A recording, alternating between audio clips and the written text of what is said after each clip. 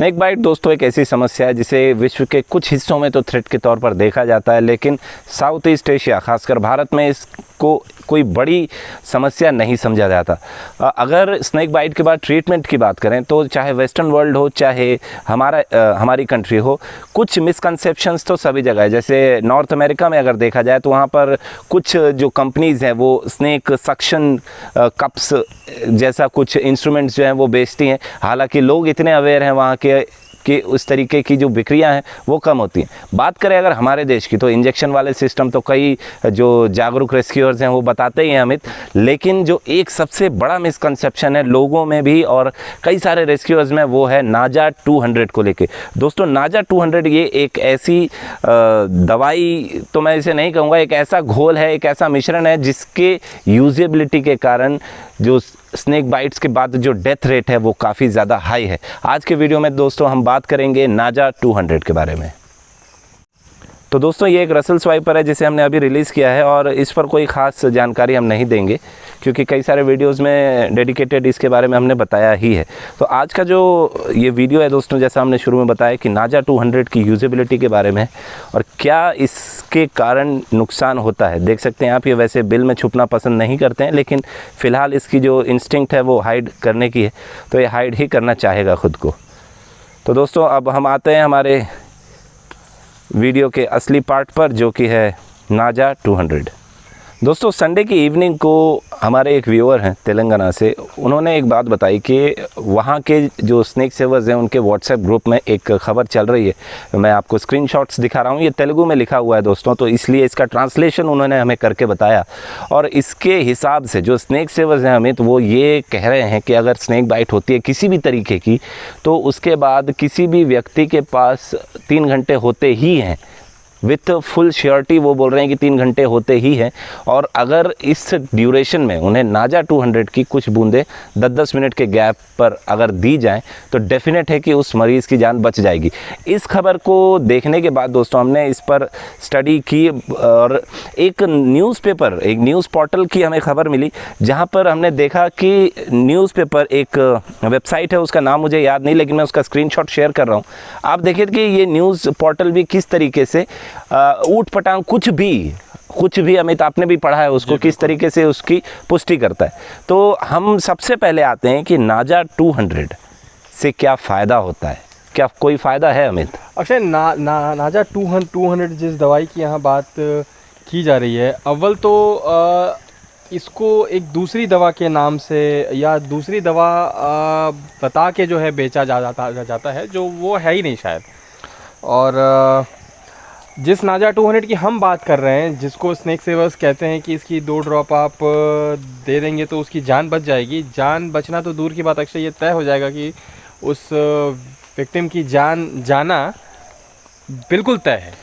दोस्तों होम्योपैथी में एक नोशन होता है, ऐसा हम नहीं कह रहे कि होम्योपैथी जो थेरेपी है या जो इलाज का तरीका है वो गलत है, लेकिन होम्योपैथी में एक नोशन होता है या एक माइंडसेट होता है कि लाइक डिस्ट्रॉयज लाइक, यानी कि लोहा लोहे को काटता, आप इस तरीके से समझिए। तो लोगों का ये कहना है कि नाजा 200 जो है ये भी वेनम से बनती है और ये वेनम को काटता है या जहर ही जहर को काटता है। इस नोशन पर होम्योपैथी की ये मेडिसिन काम करती है। अब सबसे पहले आते हैं हम एक बात पर, जहाँ पर हमने कुछ दिनों पहले एक वीडियो बनाया था कि इज़ स्नेक वेनम डाइजेस्टेबल।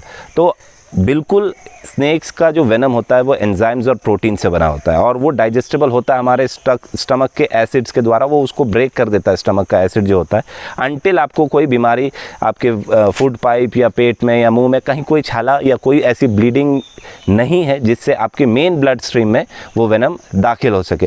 तो अगर ड्रॉप बाय ड्रॉप आप उसको मुंह से देंगे तो फाइनली तो पेट में ही जानी है वो दवाई। जी बहुत सही बात है।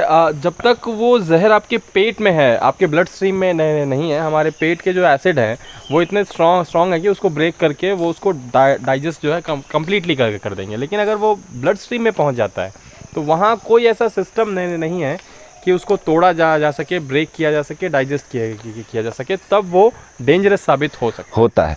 अगर इसमें किसी तरीके का कोई वेनम है तो कुछ लोग ये दावा करते हैं कि नाजा 200 में क्रेथ, जो कॉमन क्रेथ्स हैं, इनका वेनम यूज़ होता है। तो दोस्तों जो एंटी वेनम्स बनते हैं एंटीवेनम्स बनते हैं वो कोई सिंपल छोटे से प्रोसेस के बाद नहीं बनते। इस प्रोसेस को एंटीवेनम को तैयार होने में 3 से 15 महीनों तक का समय लगता है। और इसमें जिन जानवरों का इस्तेमाल किया जाता है जनरली वो हूफ्ड होते हैं, क्योंकि उनके शरीर में जो ब्लड वॉल्यूम होता है वो बहुत ज़्यादा होता है। और मैं जो ये होम्योपैथी का जो नोशन है, जो मानना है कि लाइक डिस्ट्रॉयज लाइक, उस पर एक टिप्पणी करना चाहूँगा कि जहर ही जहर को काटता है। लोगों के मन में एक और गलत धारणा है कि एंटीवेनम जो होता है उसमें भी जहर होता है। ये बिल्कुल गलत सोच है दोस्तों। एंटीवेनम जो है वो वेनम से बनता है, उसमें वेनम नहीं होता। बिल्कुल सही। उसमें वेनम नहीं होता। एंटीवेनम जो है वो वेनम से बनता है। अलग अलग एरियाज़ के रिसर्चर्स होते हैं, वो अलग अलग, जैसे मान लेते हैं कि अगर कोबरा का वेनम हमने बताया कि मोनोवेलेंट और पॉलीवेलेंट 2 टाइप के होते हैं। मान लेते हैं कि किसी कोबरा का मोनोवेलेंट एंटीवेनम तैयार करना है अमित, तो रिसर्चर्स जो होते हैं, जो हर्पेटोलॉजिस्ट्स होते हैं, वो क्या करते हैं कि अलग अलग एरियाज़ के कोबरास को लेकर ज्योग्राफिकल रेंज में भी वेनम में काफ़ी वेरिएशंस आते हैं। तो मान लीजिए 50 कोबरास को लिया, उसके बाद उनका वेनम लिया जाता है। उसके बाद एक नियमित अंतराल पर एक सुरक्षित मात्रा में उस वेनम को प्यूरिफाई करने के बाद जो हूव्ड एनिमल होते हैं, घोड़े हो गए, शीप्स हो गए, इनमें इंजेक्ट किया जाता है कुछ कुछ समय के अंतराल पर।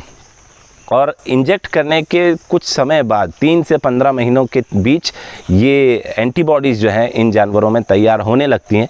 उसके बाद उनके ब्लड को निकाला जाता है, कुछ लीटर ऑफ ब्लड निकाला जाता है। उसको फिर उसमें से प्लाज्मा को प्यूरिफाई करके जो एंटीबॉडीज़ हैं उसको ईदर लिक्विड फॉर्म में और ड्राइड फॉर्म में रखा जाता है। लिक्विड फॉर्म में रखने का एक नुकसान है कि आपको रेफ्रिजरेशन उसके लिए चाहिए, और ड्राइड फॉर्म में आप उसे किसी भी टेम्परेचर पर रख सकते हैं। तो ये डिपेंड करता है कि रिसर्चर्स उसको किस माहौल के हिसाब से तैयार कर रहे हैं। फॉर एग्जांपल अगर हमारे जैसा रूरल और पिछड़ा इलाका है, इन इलाकों के लिए डेफिनेटली ड्राइड एंटीवेनम ही कारगर सिद्ध होगा, क्योंकि रेफ्रिजरेशन की यहाँ प्रॉपर सुविधाएं नहीं है। उसकी शेल्फ लाइफ जो है वहाँ पे इंक्रीज हो जाती है। तो दोस्तों अब ये सवाल आता है कि जब ऐसी इसके पीछे थियरी है तो आखिर क्यों नाजा 200 का सजेशन दिया जाता है। दोस्तों क्या होता है कि किसी भी विक्टिम को जब बाइट होती है तो वो बहुत डेस्परेट हो जाते हैं, बहुत घबरा जाते हैं।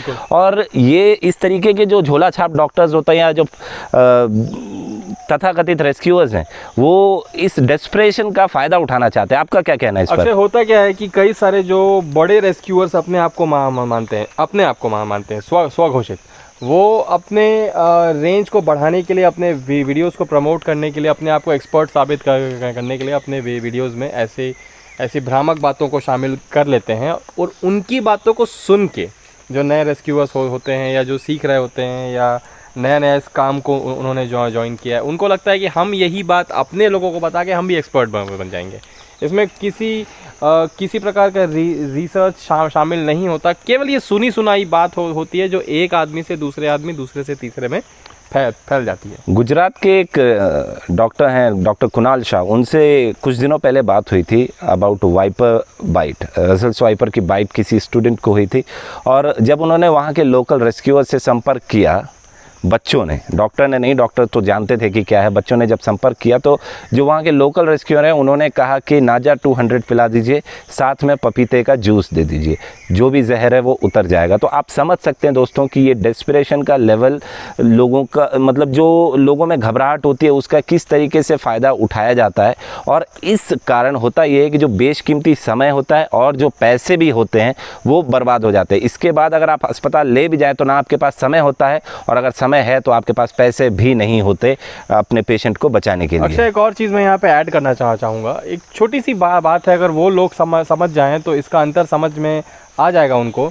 जहर सीधे उनके ब्लड स्ट्रीम में गया है। कोई भी दवाई जो वो पिलाते हैं वो जाएगा उनके पेट में, इंटेस्टाइन में, जो ब्रेक होगा, डाइजेस्ट होगा। 4 से 5 घंटे के बाद उसके जो एंजाइम्स हैं या प्रोटीन हैं वो खून तक पहुंचेंगे, ब्रेक होके, टूट के, ख़त्म होके। बिल्कुल सही है। क्या वो असर दिखा पाएगा? डेफिनेट है दोस्तों। हमने पॉइजन वर्सेस वेनम का जो एक वीडियो था उसमें बताया था कि पॉइजन को आपको कंज्यूम करना होता है और वेनम जो है वो इंजेक्ट होता है। इंजेक्ट अगर हो रहा है ब्लड स्ट्रीम में तो जो एंटी वेनम जो है वो भी उसी तरीके से काम करेगा थ्रू इंजेक्शन। आप उसे इंजेक्ट करिए, इंट्रावास्कुलर जो आपका एंटी वेनम है वो जाता है, या फिर कभी कभी डाइल्यूट करके सलाइन के माध्यम से भी अलग अलग एरियाज़ में दिया जाता है। एंटी वेनम्स की कोई टैबलेट्स नहीं होती जो आपको खिलाई जा सके, या एंटी वेनम सीधा सीधा आपको घोल के पिलाया नहीं जा जाता, उसको उसका आपके ब्लड स्ट्रीम में एंटर होना इम्पोर्टेंट। कंजम्पशन और इंजेक्शन दोनों अलग अलग चीज़ें हैं, और एंटीवेनम जो है दोस्तों वो इसी तरीके से काम करता है, through injecting in the blood.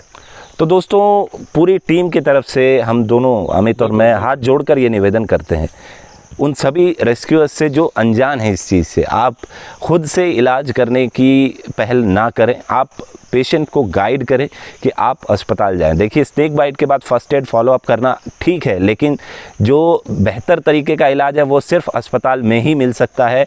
कितना एंटीवेनम देना है, सिम्टम्स के हिसाब से कितने एंटीवेनम कब देना है, ये तय करना डॉक्टर्स का काम है, ये एडमिनिस्टर करना डॉक्टर्स का काम है। सुनी सुनाई बातों पे बिल्कुल यकीन ना करें, आप किसी की जान के लिए जिम्मेदार हैं, और अगर आपकी गलत सलाह से किसी की जान चली जाती है तो याद रखिए इसके केवल और केवल जिम्मेदार आप होंगे। पैसे से बड़ी किसी की ज़िंदगी होती है दोस्तों, और अगर आप उन्हें सही सलाह दें तो इससे बड़ा उपकार का काम उनके लिए कुछ नहीं होगा दोस्तों।